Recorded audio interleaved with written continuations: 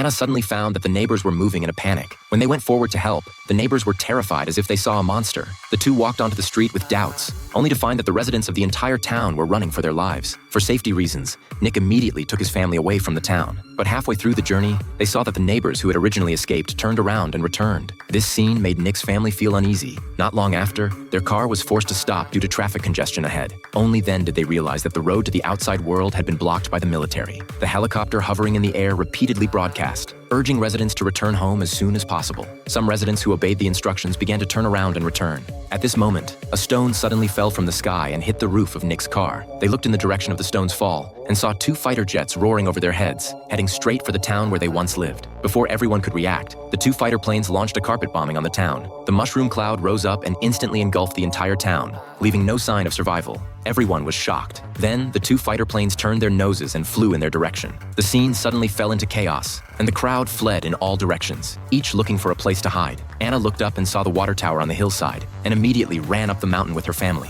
While they were running, the second wave of bombing had begun. The place where they had just stood was instantly engulfed by flames, and their daughter was even knocked to the ground by the airwave. The family didn't have time to think about it, and ran desperately to the school on the top of the mountain. Finally, they found an abandoned basement. Seeing the plane getting closer and closer, Nick broke the chain and rushed into the basement. Anna also closed the cabin door tightly just before the bomb landed. They found a lot of expired food in the storage room. Although it was not delicious, it was enough to support their lives. So they locked the hatch tightly with chains and lived in isolation. But as time went by, the daughter gradually became unbearable. She asked Nick how long she would stay here. Nick told her that the day when green buds grew outside again, that would be the day when we could see the sun again. No one expected that this wait would last more than 300 days. The daughter took Anna's homemade periscope many times and observed the outside world from the vent. But every time she saw, it was the devastation after the bomb, with no signs of life. Despite this, the daughter never gave up. One night, when Anna and Nick were sleeping, she secretly climbed up the stairs and pulled the chain hard, trying to open the hatch and escape. However, the noise she made unintentionally quietly brought real trouble.